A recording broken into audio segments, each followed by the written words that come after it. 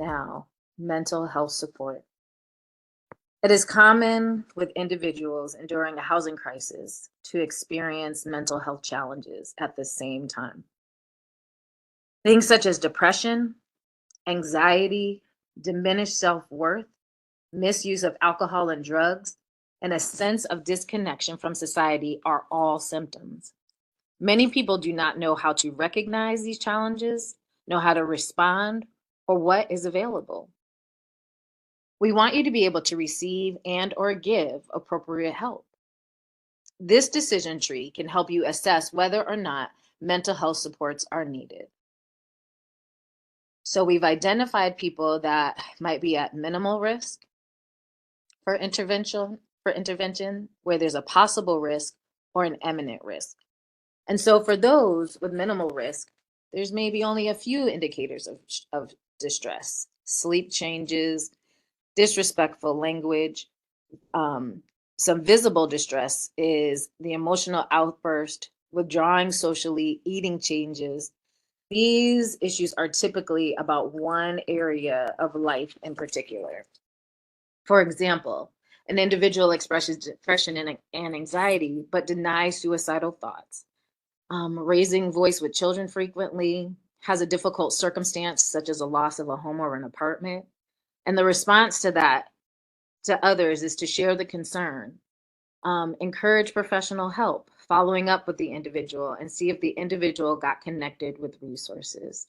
We can be both the one that's struggling or we can be the one that's providing the support.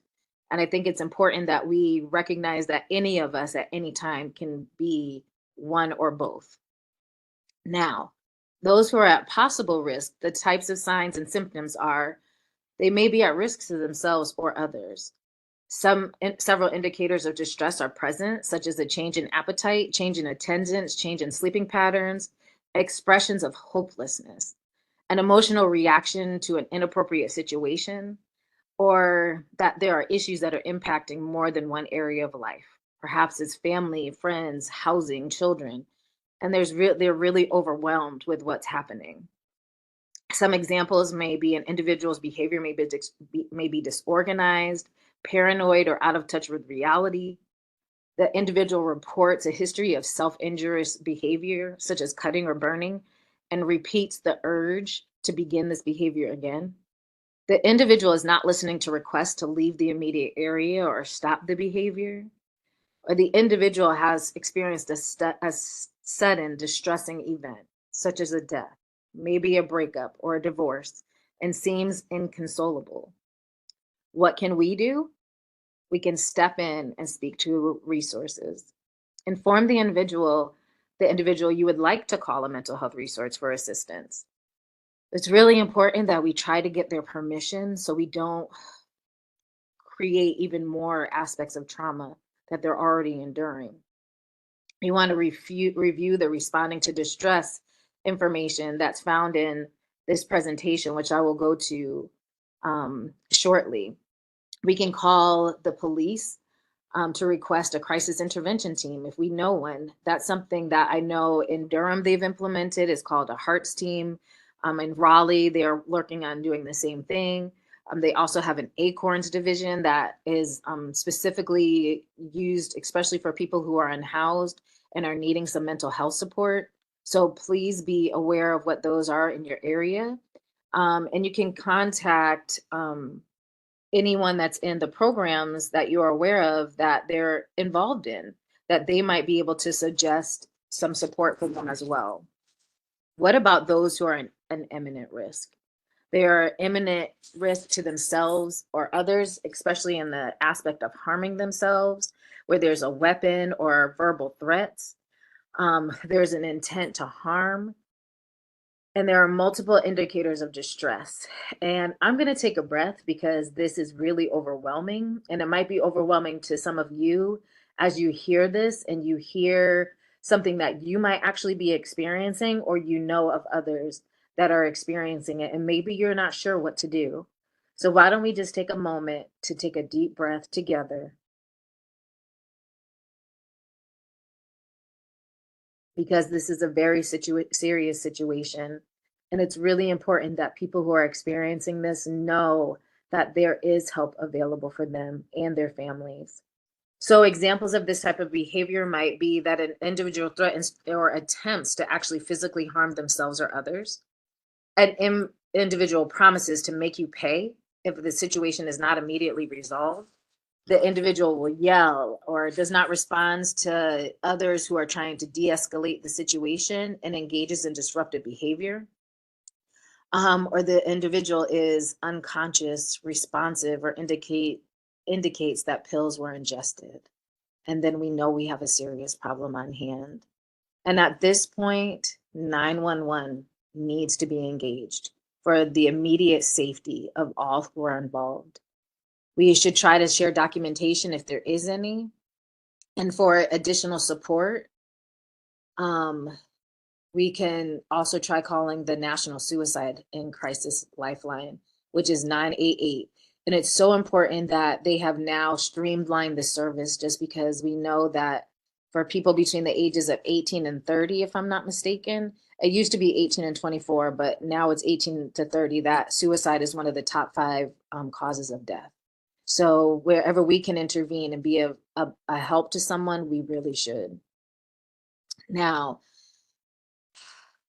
this is the type of chart that helps me. It helps me to think about how I'm feeling.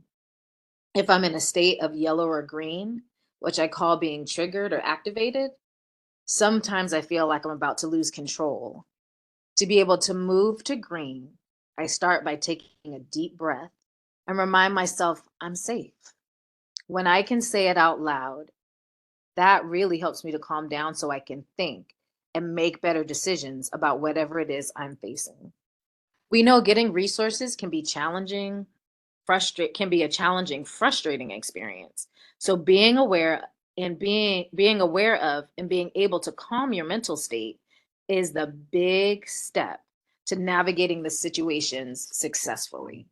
You alone have the power to move from a highly distressed state to a safe, calm state of mind. And there are many different charts that are like this.